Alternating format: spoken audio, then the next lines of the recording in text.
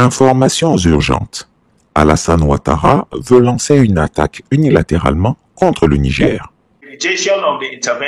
Le rejet de l'intervention de la CEDEAO et de nombre d'organismes internationaux par les rebelles est dû au fait qu'ils pensent que ces organismes internationaux prennent parti. Ils n'ont pas donné l'occasion d'entendre l'autre version de l'histoire. Ils ne créent pas une plateforme pour la coopération et la conversation. Donc, j'encourage la communauté internationale à continuer les pourparlers, parce que pour l'instant, il n'y a qu'un dialogue de sourds. Ils doivent poursuivre leurs efforts, ils doivent continuer cette conversation. Ils doivent continuer à ouvrir un espace pour que beaucoup de discussions aient lieu.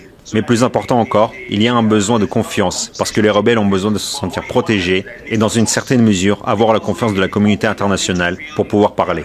Jusqu'à ce que nous ayons ce respect mutuel, nous ne pourrons avoir aucun engagement productif. Et je pense qu'il y a beaucoup de suspicions dans l'air, il y a beaucoup de méfiance. Donc, tout cela contribue au désaccord, à l'absence de réponse progressive du chef des rebelles à l'ensemble des délégations qui ont été envoyées là-bas.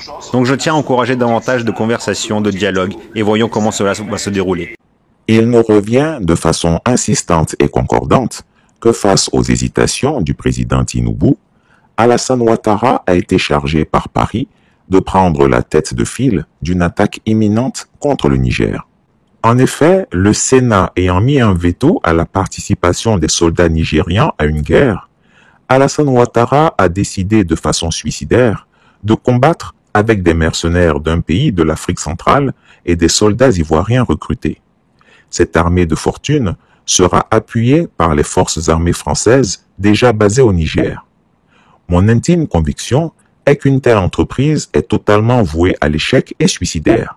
Mais justement, comme Alassane Ouattara n'est plus totalement en possession de toutes ses facultés mentales, son maître blanc peut l'amener à faire des choses déraisonnables et criminelles. C'est pourquoi il est urgent d'en informer les Nigériens. Chris Yapi pourrait leur fournir plus d'éléments d'information. D'ailleurs, le chef d'état-major de l'armée béninoise, le général de brigade Fructueux Gbagidi, est actuellement en Côte d'Ivoire pour, dit-on, préparer la guerre contre le Niger.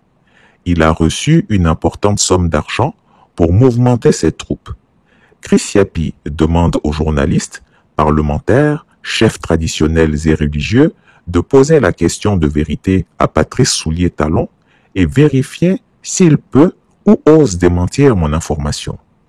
La rumeur a vite couru dans les casernes et suscité le mécontentement des soldats qui ne veulent surtout pas aller mourir cadeau pour un Bazoum qu'ils ne connaissent même pas. Tant que vous êtes dans mon gouvernement à moi, il vous est interdit de prendre une femme supplémentaire. Il faut que nous donnions l'exemple. Le ministre qui veut prendre une femme supplémentaire, on ne lui interdit pas ça, il peut quitter le gouvernement. Mais tant qu'il sera dans le gouvernement, il lui sera interdit de prendre une femme supplémentaire.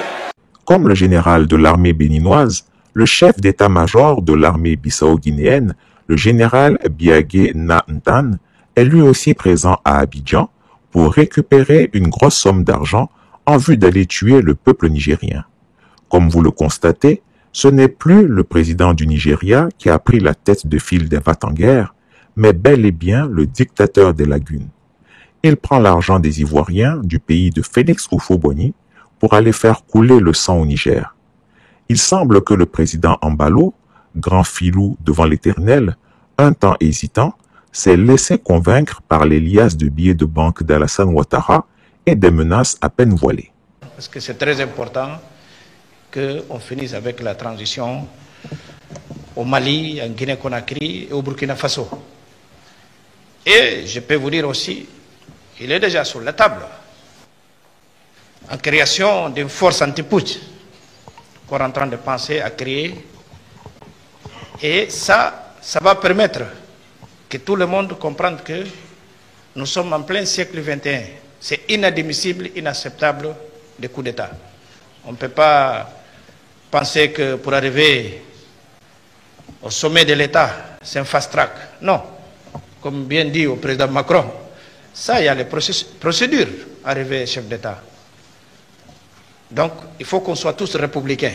C'est le peuple qui a le droit de sanctionner les dirigeants.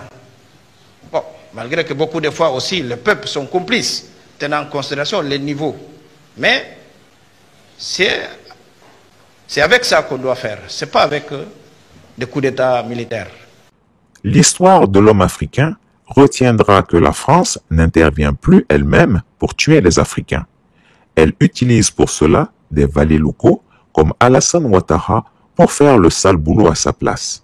On peut citer le printemps arabe ou les guerres du Golfe, auxquelles on subit exactement la même chose que les Américains en Irak, en Afghanistan, sur cette zone. C'est-à-dire que ce sont des forces locales qui essayent de nous expulser, accompagnées par les élites et une partie de la population. La question qui est posée au Niger, à la différence du Mali et Burkina Faso, c'est à quel point la population nigériennes veulent nous sortir. Il y a une incertitude à ce point-là. Autant au Mali et au Burkina Faso, on est certain qu'ils veulent nous sortir, autant au Niger, c'est loin d'être certain. Et c'est pour ça qu'une intervention militaire est légitime. Or, comme l'a rappelé Régis, sans le Tchad, sans le Nigeria, c'est impossible d'intervenir militairement, hormis si nous, on envoie nos propres troupes. Mais si on envoie nos propres troupes, c'est la quête.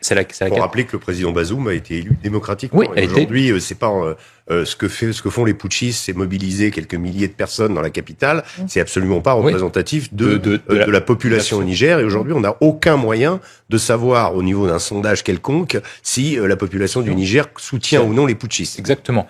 La question qui est posée, c'est également, est-ce que le président du Nigeria, parce que c'est un État fédéral, a assez la main sur son pays, notamment parce que, en fait, le Nigeria, c'est compliqué. C'est-à-dire que dans le Nord, c'est un État fédéral qui est compliqué. Donc, le président qui est élu n'a pas la main sur tout. Donc, est-ce qu'il a assez d'autorité? Il a été élu en mai, je crois. Est-ce qu'il a assez d'autorité pour convaincre son peuple de partir en guerre contre un pays allié, notamment du fait qu'ils ont déjà des problèmes dans le Nord, notamment avec le terrorisme islamique.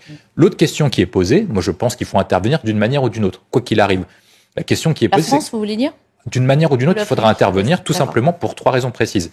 1, si on n'intervient pas, au final, on perd notre influence dans la zone et c'est la Russie et la Chine qui vont la maintenir. Or, si on veut réindustrialiser notre pays, on veut être souverain sur le plan énergétique et sur le plan économique, on a besoin des matières premières d'Afrique subsaharienne.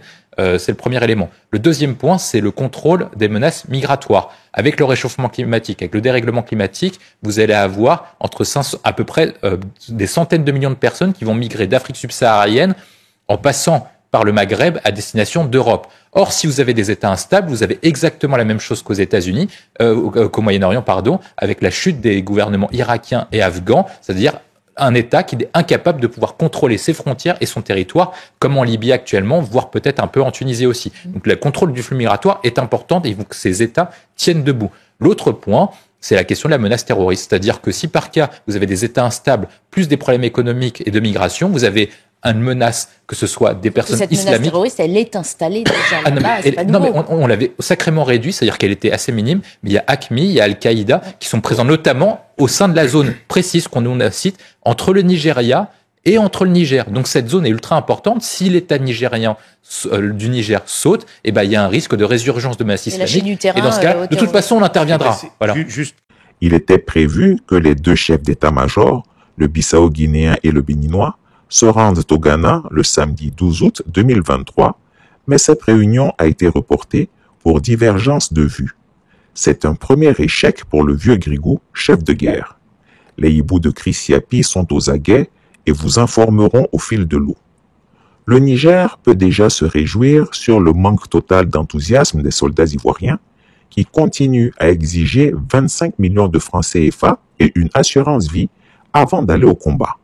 La CEDEAO, les chefs d'État ont décidé d'activer la force en attente et de déployer cette force pour rétablir l'ordre constitutionnel au Niger.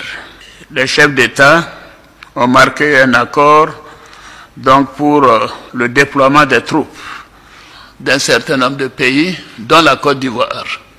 La Côte d'Ivoire fournira un bataillon et a pris toutes les dispositions financières pour l'opération. Si elle doit durer 3 mois, les provisions seront faites au niveau budgétaire pour que nos soldats et nos officiers qui participeront à cette opération ne manquent de rien. Donc la Côte d'Ivoire est prête et je viens de donner instruction au chef d'état-major général des armées de commencer la mobilisation de ces troupes pour leur participation à cette opération de la CEDEAO. Chris Yapi rappelle aux militaires ivoiriens que le vieux Grigou est un super menteur et qu'il ne tient jamais ses promesses.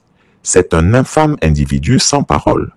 Alors je conseille à l'armée ivoirienne de s'opposer de toutes ses forces à cette forfaiture.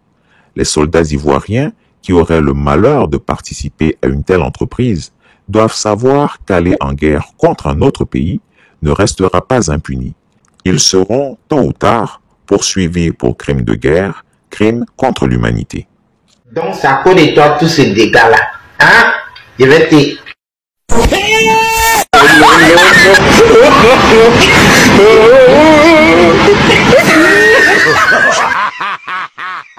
Chris Yapi ne ment pas.